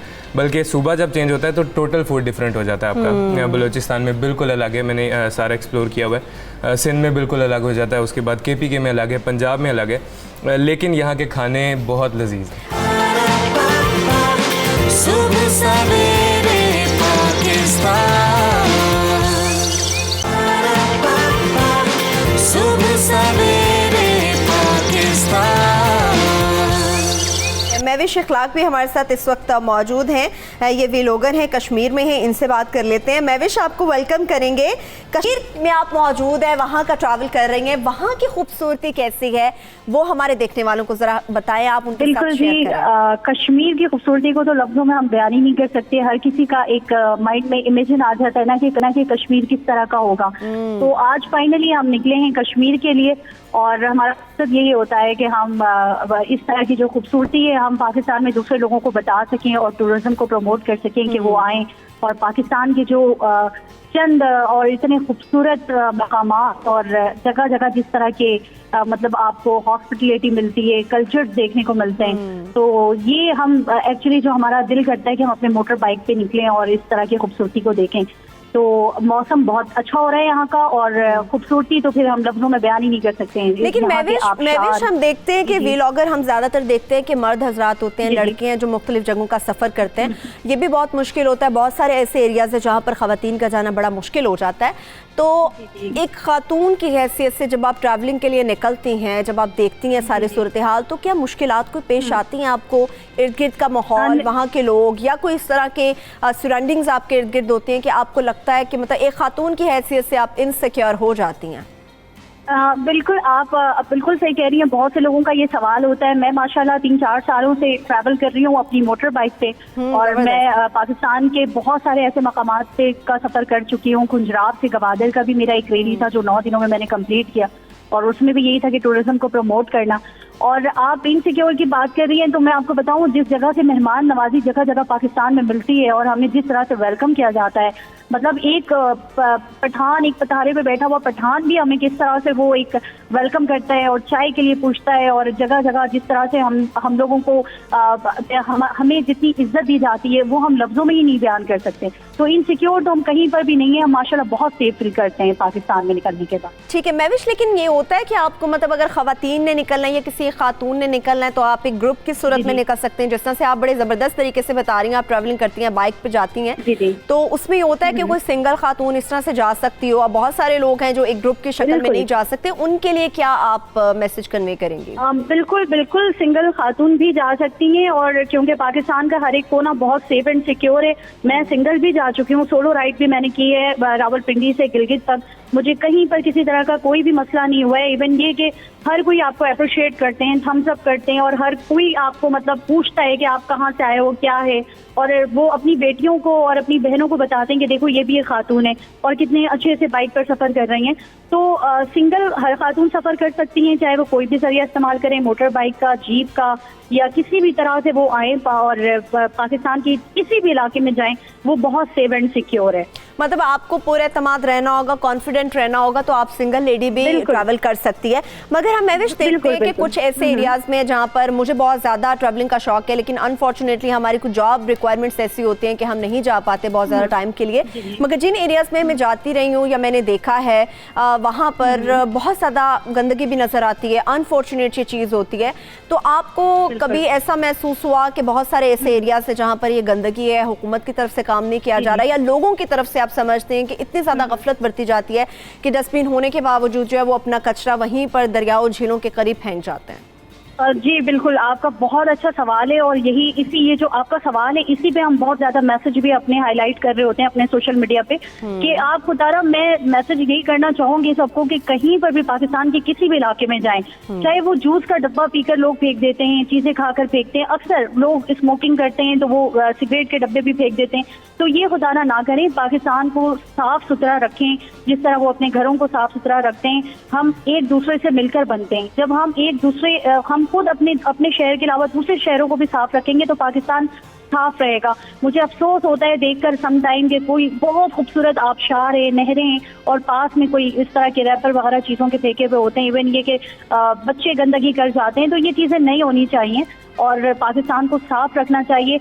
और रही बात जहाँ तक कि गवर्नमेंट की, तो ऑफ कोर्स उनकी जो भी स्टाफ है या जो भी इस तरह के लोग उनके मुलाजिमिन काम कर रहे हैं वहाँ पर, उनको भी एक्टिव होना चाहिए ताकि वो आने वाले जो दूसरे सयाह हैं जो पाकिस्तान से बाहर से आते हैं वो एटलीस्ट पाकिस्तान का एक वैसे तो बहुत माशाल्लाह अच्छा इमेज लेकर जाते हैं, लेकिन और भी ज्यादा सॉफ्ट इमेज लेकर जाएं जब वो पाकिस्तान सॉफ्ट इमेज और भी ज्यादा डेवलप हो सकता है कि अगर हम अपनी जिम्मेदारी समझते हुए अपने कचरे को खुद से उठाएं और डस्टबिन की नजर कर दें। बहुत शुक्रिया Mahvish, thank you so much, इस उम्मीद के साथ कि जल्दी आप अपना ट्रैवल कंप्लीट करें, किसी ना किसी वक्त, किसी ना किसी दिन सुबह सवेरे पाकिस्तान में हमारे साथ यहाँ सेट पर मौजूद होंगी। आहत, हम जब देखते हैं ट्रैवलिंग की बात करते हैं तो उसमें व्लॉगर बनना कितना मुश्किल है, और अगर हम ट्रैवलिंग करते हैं तो उसमें कितना खर्च आता है, क्योंकि कहा जाता है कि आपके पास एक अमाउंट मौजूद होनी चाहिए जिसके बिना पर आप ट्रैवल कर सकते हैं, एंजॉय कर सकते हैं, चाहे वहाँ का फूड हो या फिर वहाँ की ट्रैवलिंग हो। बिल्कुल, जब भी आप कोई ट्रैवल स्टार्ट करते हैं तो उसके लिए बजट पहले देखते हैं कि भाई कितना हमारा बजट है और उस हिसाब से हम फिर एरिया डिसाइड करते हैं।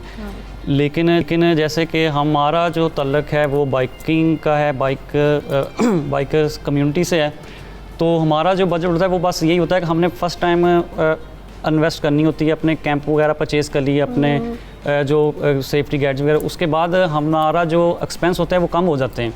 अच्छा, वो कम हो जाते हैं, हमने बस वन टाइम इन्वेस्टमेंट करनी होती है। उसके बाद शहर कौन सा है सबसे सस्ता शहर? तो फिर बस कोई भी जा सकता है सबसे सस्ता? फिर वो नहीं, सबसे सस्ता तो सारे सस्ते ही हैं, लेकिन ये तो डिपेंड करता है ना आपका, आप किस टाइप की रूम्स वगैरह रेंट पे ले रहे हैं, किस टाइप के आप फूड ऑर्डर कर रहे हैं। बहुत जगहों पे आज ऐसे होता है कि ट्रैवलिंग आप कर रहे हो तो आप वहाँ पर होटल भी सस्ते मिलते हैं, वहाँ का आपको फूड भी सस्ता मिलता है, वहाँ की ट्रैवलिंग भी बहुत सस्ती है। मेरे एक्सपीरियंस के पॉइंट से तो कश्मीर जो है वो बिल्कुल सस्ता है, वहाँ के लोग भी इतने मेहमान नवाज हैं। वहाँ पे तो हम लोग बाइक पे जाते हैं तो वो ऐसे ही होता है, खाने के भी पैसे नहीं लगते आपके। बिल्कुल ऐसे ही है, वो पैसे लेते ही नहीं हैं।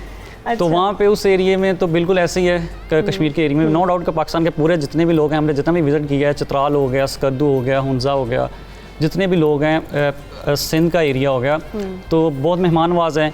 तो जब भी स्पेशली कश्मीर के लोग, सबसे सस्ता कश्मीर होगा। आपसे ये जानना चाहेंगे कि मतलब आप फूड को, आपको सबसे बेस्ट फूड अभी तक कहाँ का लगा और आपको लगता है कि अगर कोई जाए तो उसको इस फूड को ट्राई ज़रूर करना चाहिए? सबसे बेस्ट जो है, वैसे तो सारा बहुत अच्छा है, लेकिन सबसे बेस्ट अगर देसी में जाएं तो कराची के फूड का कोई मुकाबला नहीं है। उसके अलावा मतलब जो उनकी कढ़ाइयाँ और जो उनका देसी कुजीन जो है वो कराची पे मतलब उसका एंड है। और अगर नाश्ते की बात करें तो नाश्ता आपको लाहौर जैसा पूरे पाकिस्तान में नहीं मिलेगा। और उसके अलावा जो बलूचिस्तान और पेशावर के जो खाने हैं बेसिकली ख़ास तौर पे जो पेशावर के और कोयटा के, ये हर बंदे को ज़िंदगी में जो है ना वो जब तक ज़िंदगी है वो एक दफ़ा ट्राई करना चाहिए। हमसे मैंने देखा है कि कुछ वो इस तरह के नान भी बना रहे होते हैं पेशावर में, हमारे पिज़्ज़ा मिलता है और उन्होंने नान बनाए हुए तो उसके ऊपर पूरी वो फिलिंग करते हैं, बाकायदा तंदूर के अंदर लगाते हैं, उसको निकालते हैं। मतलब मुझे पता चला है कि वो बहुत ज़्यादा टेस्टी होते हैं, वो गली गली मिल रहे होते हैं। बिल्कुल, जब आप जाते हैं पेशावर या KPK या फिर बलूचिस्तान वाली साइड पे या नॉर्दर्न एरियाज़ में भी, तो आपको वहाँ पे रोटी बहुत कम मिलती है। कोई 10% चांसेस है कि आपको रोटी मिलेगी। वहाँ पे नान यूज़ होते हैं। और पठानों के जो है वो एक कंधारी नान होता है, बड़ा एक लंबा, इतना लंबा नान होता है, वो बड़ी मज़े की एक चीज़ है, बड़ी डिफरेंट चीज़ है। और ये जो आप नान बता रही हैं तंदूरी नान, ये भी मतलब वो पिज़्ज़ा नान आया, बिल्कुल वो पिज़्ज़ा नान, ये खाने हमारे पाकिस्तान में ऐसे हैं कि इनको लफ्ज़ों में बयान नहीं किया जा सकता और ऐसे खाने आपको पूरी दुनिया में नहीं मिल सकते। पूरी दुनिया में इसका कोई सानी नहीं है। बहुत शुक्रिया हमजा, आप हमारे साथ हैं। Thank you so much. Ahad, आप भी हमारे साथ मौजूद थे। हमारा मुल्क बेहद खूबसूरत है, अगर आप ट्रैवल करना चाहते हैं तो ज़रूर ट्रैवल कीजिए। पाकिस्तान बहुत ही सेफ मुल्क है, यहाँ पर आप किसी भी हिस्से में जा सकते हैं, किसी भी सूबे में जा सकते हैं और बिला खौफ आप वहाँ पर जाके ट्रैवल कर सकते हैं, वहाँ की खूबसूरती को एंजॉय कर सकते हैं, वहाँ के खानों को एंजॉय कर सकते हैं। तो खुदारा एक बार कोशिश कीजिए कि अपनी इन छुट्टियों में आप पाकिस्तान के किसी इलाके को विजिट करें। और ये भी इस रिक्वेस्ट के साथ प्रोग्राम इस वक्त हम ब्रेक की तरफ बढ़ेंगे सुबह सवेरे पाकिस्तान में, कि किसी भी इलाके को विजिट करें तो खुदारा वहाँ का कचरा वहाँ पर मत रहने दें, बल्कि डस्टबिन की नज़र करें। अगर आप कुछ खाते हैं तो वहाँ पर गंदगी फैलाने से अच्छा है कि आप उसको किसी शॉपर में पैक कर लें, किसी बैग में पैक कर लें और किसी करीबी डस्टबिन में उस कचरे को आप फेंक दें। इसके साथ ही सुबह सवेरे पाकिस्तान में एक छोटा सा ब्रेक से वापस आएंगे तो बात करेंगे मेरी आपकी उन तमाम बेटियों की कि क्या बेटी का मुस्तकबिल हो सकता है। एक छोटी सी ब्रेक, हमारे साथ रहिए।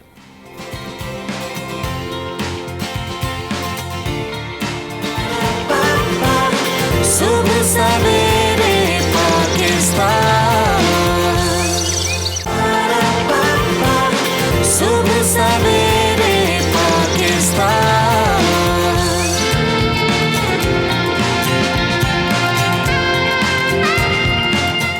ये जानना आपके लिए, मेरे लिए, तमाम बच्चियों के लिए बेहद ज़रूरी है कि क्या वाकई बेटी एक बोझ होती है। बेटी जिस घर में पैदा होती है वहाँ पर हमदर्दी क्यों दिखाई जाती है। बेटी जहाँ जिस घर में पैदा होती है वहाँ पर बच्चों पर तवज्जो की जब बारी आती है तो बेटी हमेशा क्यों आखिरी नंबर पर होती है। जब माँ बाप को संभालने की बात आती है तो बेटी ही सबसे आगे क्यों होती है।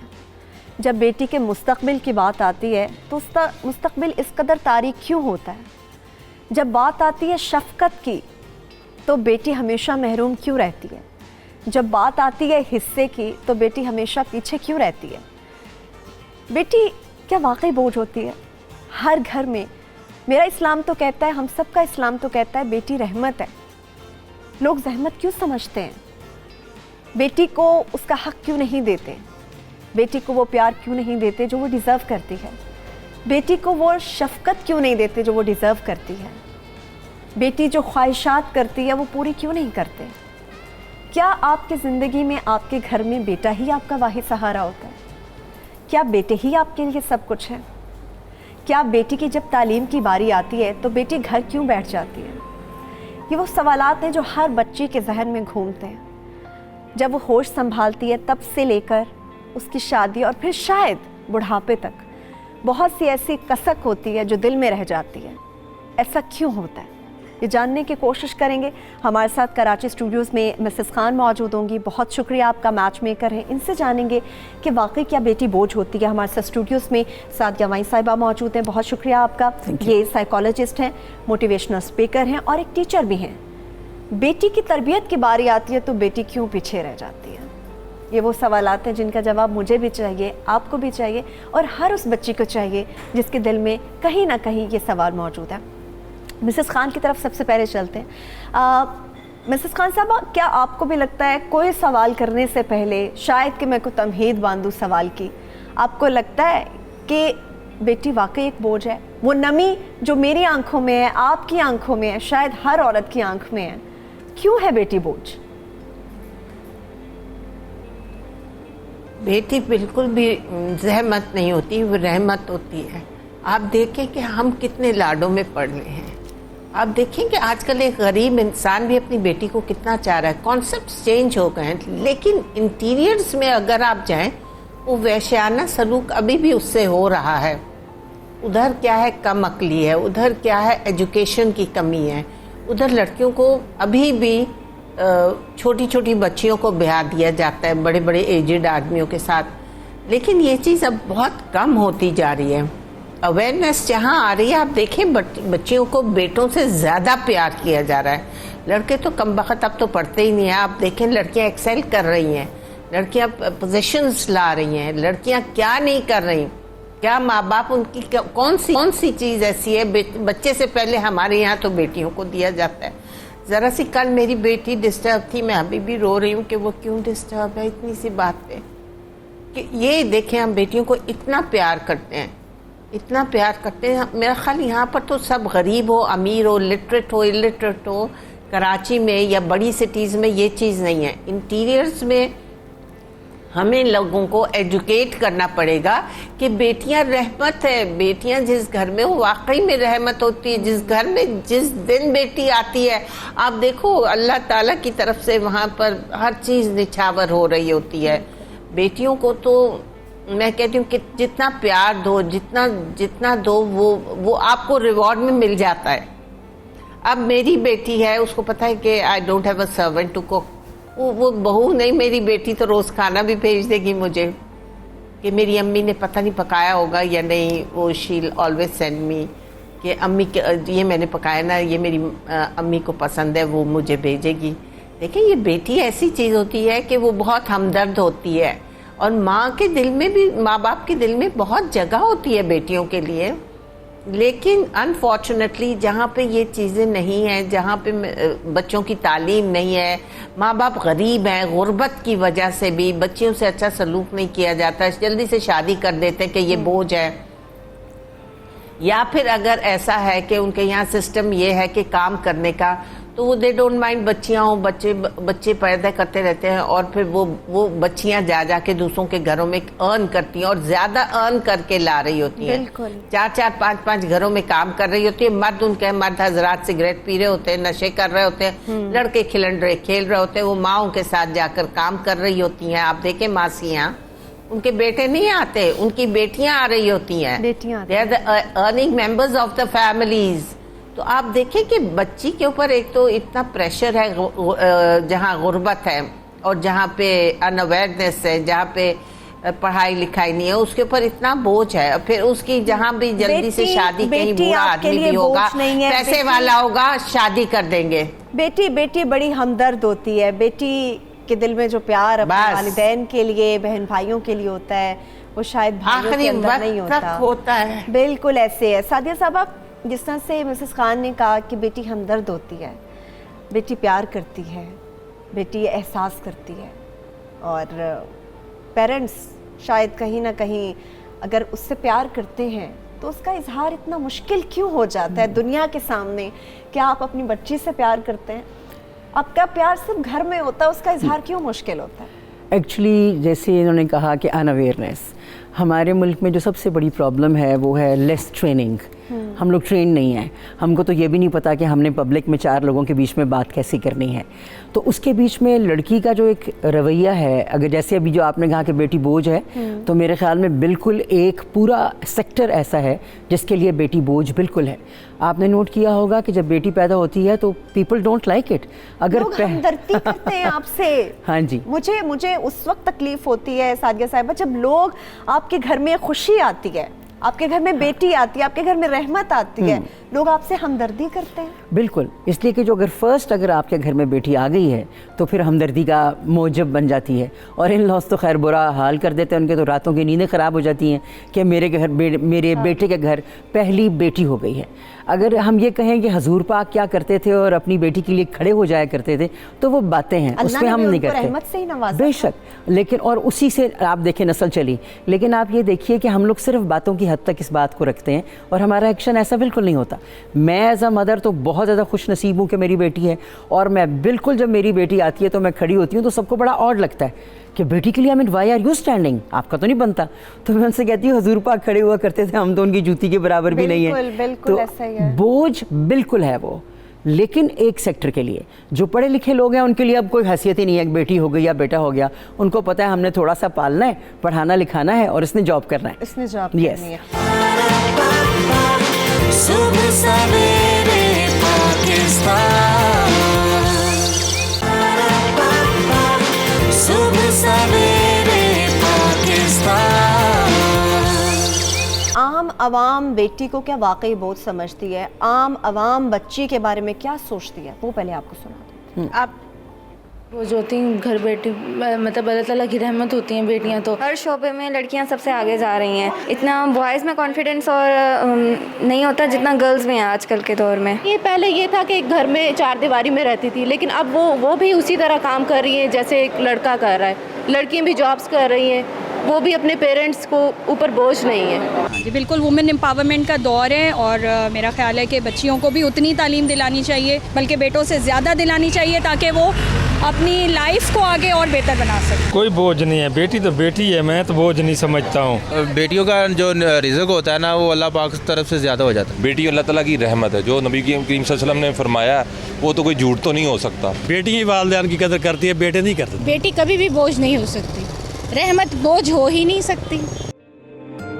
मेरी दुआ है कि जो आवाम सोचती है, शायद ही हर घर में पैदा होने वाली बच्ची का बाप इस तरह से सोच रहा हो, उसकी माँ इस तरह से सोच रही हो, उसकी सास इस तरह से सोच रही हो कि उसके घर में रहमत आई है, कोई जहमत नहीं है।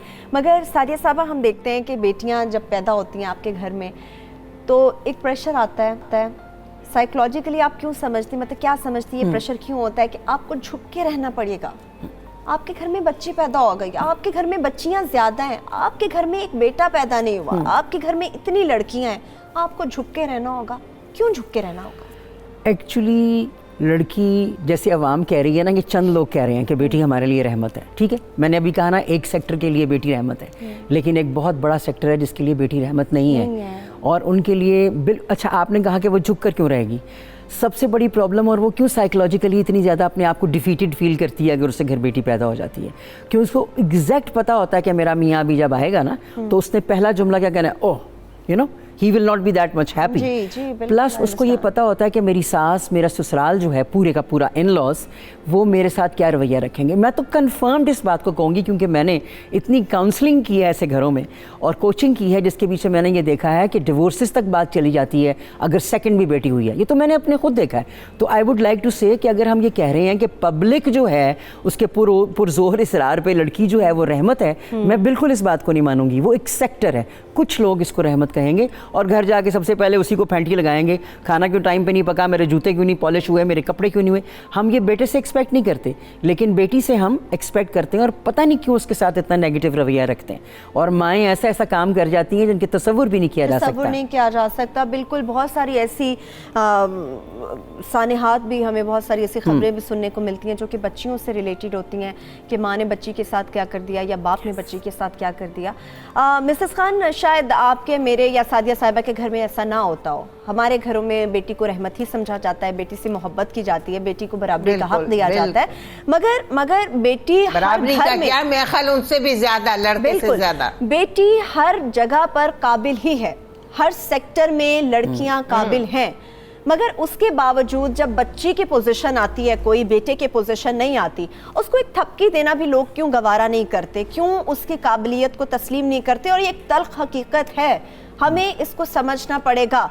बच्चे की काबिलियत और उसकी कामयाबी पर अपने ही घर वाले उस कदर खुश क्यों नहीं होते जितने वो अपने बेटे के ऊपर होते। यह गलत बात है। बच्चियों की काबिलियत पर तो बहुत खुश होते हैं, क्यों नहीं खुश होते। ये हमारी बच्ची मैंने बात की मिसेस खान साहब, ये आपकी मेरी या हम लोगों के घर की शायद बात ना हो, क्योंकि हम लोग इतना आगे बढ़ चुके हैं, हमें इतना शऊर मौजूद है, इतनी आगाही मौजूद है। मगर एक बहुत बड़ा सेक्टर आज भी यहाँ पर मौजूद है, इस मुआशरे का हिस्सा है, जो बेटी की काबिलियत को तस्लीम नहीं करता। लेकिन अगर आपने कल, आई वाज ऑन आज पे, एक रिक्शा ड्राइवर, उसकी 5 बच्चियां और पांचों की पांचों इतनी लाडली, और वो बच्चियां इतनी गुर्बत में कहाँ कहाँ कैसे कैसे पढ़ रही हैं। उनकी मदर्स हर चीज़ को कट डाउन करके उनकी स्टडीज़, उनकी एजुकेशन, उनकी IBA से MBA कर रही है, कोई डॉक्टर बन रही है, कोई कुछ। I was really shocked, I was really very happy. उधर जो बाप रिक्शा ड्राइवरी करके और अपनी बच्चियों को पढ़ा रहा है, और वो किस कदर प्यार से पढ़ा रहा है, और माँ कितनी मेहनत कर रही है, उनके साथ लगी हुई है बच्चियों के साथ, और बच्चियाँ कितनी मेहनत कर रही हैं। ये भी देखें ना कि ऐसे ये भी है है, कुछ माशरे के कुछ फैक्टर्स हमें इस तरह के भी नजर आते हैं जो इस कदर अपनी मोहब्बत निछावर करते हैं सिर्फ अपनी बेटियों के लिए। पांचों बेटियों को पढ़ा रहा है। जी, मैं आपकी तरफ आ रही हूँ। इस वक्त हमारे साथ एक कॉलर है अहमद नवाज हरिपुर से, उनको वेलकम करेंगे। अहमद, क्या बात करना चाहेंगे आज हमारे इस टॉपिक से रिलेटेड आप? अस्सलाम वालेकुम। जी वालेकुम अस्सलाम। जी बहन, क्या हाल है? खैरियत से हैं? अल्हम्दुलिल्लाह। जी बहन, ये बहुत अच्छा प्रोग्राम है माशाल्लाह आपका, जो मैं देख रहा था। ये जो हमारे माशरे में जो आपने प्रोग्राम चलाया, बहुत इसकी अच्छा प्रोग्राम है। ये बेटियों को नहीं समझना चाहिए बहुत, बेटी तो अल्लाह की रहमत है, बहुत बड़ी अल्लाह पाक की रहमत है। अल्लाह पाक का फरमान है, नबी पाक सल्लल्लाहु अलैहि वसल्लम का फरमान है कि जो खुश नसीब है वो औरत जिसके यहाँ पहली घर में उसकी बेटी पैदा होती है। तो हमें इस चीज का बिल्कुल नहीं करना चाहिए, हमें इसको बोझ नहीं समझना चाहिए, अल्लाह की रहमत समझ कर इसको बर्दाश्त करना चाहिए। और ये अल्लाह पाक का बहुत बड़ा फजल होता है उस बंदे के ऊपर जिसके घर में बेटियां होती हैं। बिल्कुल, और अल्लाह जो रिस्क देता है अपनी औलाद, जब आपके घर में औलाद आती है, बच्ची आती है, बेटा आता है, उसका रिस्क आता है। मगर अहमद भाई, मगर हमारे इर्द गिर्द बहुत सारे ऐसे लोग भी मौजूद हैं जो बेटी को आज भी ज़हमत समझते हैं। शायद आपने भी बहुत सारे केसेस अपनी जिंदगी में देखे हो कि ऐसा होता है। जी बिल्कुल ऐसे ही। तो ये आपका बहुत अच्छा प्रोग्राम है, हम बहुत एक बात मैं कहूँगी। बहुत शुक्रिया अहमद नवाज हरिपुर से आप हमारे साथ मौजूद थे, आप हमारे प्रोग्राम का हिस्सा बने। जी मिसेस खान। हजूर पाक ने फरमाया, जिसने अपनी बेटियां ब्याही पढ़ाकर, और उसने एक भी बेटी ब्याही, और वो सीधा जन्नती है। एक हो, दो हो, तीन हो, जितनी बेटियां घर में, और जिसने अच्छी तरबियत दी और उनको अच्छी तरह पढ़ा लिखा कर अच्छी तरबियत देकर उनकी शादी की, वो मर्द और औरत, वो माँ बाप जन्नती हैं। अब आप देखें कि कितना बड़ा रुतबा दिया गया है औरत को, कि अगर बच्ची को तुम अच्छी तरबियत करके शादी करोगे तो आपके लिए आगे जन्नत है, आगे रहमतें और जन्नत है आपके लिए। तो आप ये कैसे कह सकते हैं कि बेटी को हम कमतर समझें? बल्कि हमारे यहाँ तो, हमारे घरानों में तो लड़कियाँ उछलकर सबसे पहले अपना शेयर ले लेती हैं। Lion's share, I used to take it, the lion's share, whatever dry fruit आ रहा होता था, आंटा भी, वो ज़माने तो बहुत अच्छे थे।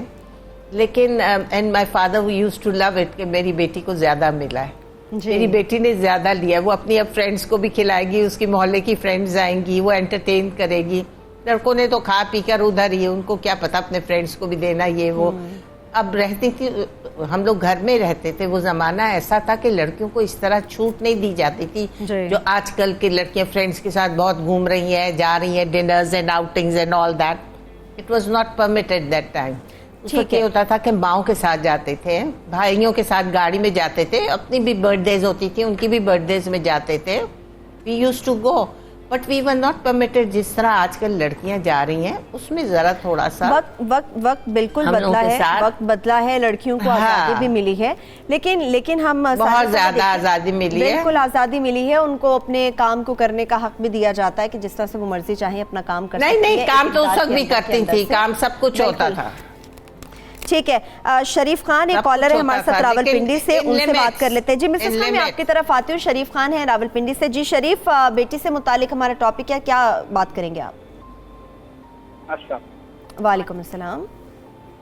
मैडम, मैं शरीफ खान। और हमारे कॉलर जो हैं वो ड्रॉप हो गए हैं, तो इनसे फिर से बात करेंगे। सादिया साहिबा, जिस तरह से अभी मिसेस खान ने बात की, वक्त बदल गया है, बच्चियों को आज़ादी भी मिल गई है। शायद हमारे वालिदैन के दौर में उस तरह से वो आज़ादी नहीं थी, अब बच्चियां खुल के इजहार कर सकती हैं हर चीज़ का। मगर हम देखते हैं जिस तरह से आप तबकात की बात करते हैं, आज भी मेरा ख्याल है कि शायद आप इसको बेहतर तौर पर समझ सकती हैं, बयान कर सकती हैं कि जब बच्ची पैदा होती है तो उसी वक्त से जो एक मिथ है कि बाप आधा बूढ़ा उसी वक्त हो जाता है जब उसके घर में बेटी पैदा होती है, उसी वक्त उसकी शादी की फ़िक्र शुरू हो जाती है, उसके लिए रिश्ते की फ़िक्र शुरू हो जाती है। फिर ऐसा क्यों होता है कि बच्ची का मुस्तकबिल ज़बरदस्ती किसी ना किसी के साथ जोड़ भी दिया जाता है। बिल्कुल ठीक। हमारा इस्लाम तो कहता है कि बेटी से उसकी मर्जी जान लो। बेशक। तो ऐसा क्यों है? अच्छा, ऐसा इसलिए है कि पहले तो ये मेरे नज़दीक एक बहुत बड़ा ड्रामा है जिसमें ये कहा जाता है कि बेटी पैदा होती है तो बाप बूढ़ा हो जाता है। कुछ नहीं होता, बाप आधा बूढ़ा हो जाता है। कुछ नहीं होता, पता नहीं, ही remains the same, nothing changes at all. सिर्फ ड्रामा थोड़ा सा वो करता है कि बेटी हो गई है तो मेरा कमर टूट गई है, ऐसा कुछ भी नहीं होता। वही ज़िंदगी कर रही होती है, वो वैसा ही काम करता है जैसा पहले कर रहा होता है, लेकिन बेटी को वो विक्टिम बनाता है। क्योंकि मैंने ये कहा, जो मैंने ज़िंदगी में देखा, कि अगर आपकी पहली बेटी है तो मसला बिल्कुल खड़ा होता है। और मैं बार बार ये कहूँगी कि एक घर में अगर ऐसा नहीं है तो उसका मतलब ये नहीं है कि हम उसको पूरी दुनिया में अप्लाई करेंगे। आटे में नमक भी डालते हैं तो वो ज़रा ज़्यादा अच्छी रोटी बन जाती है।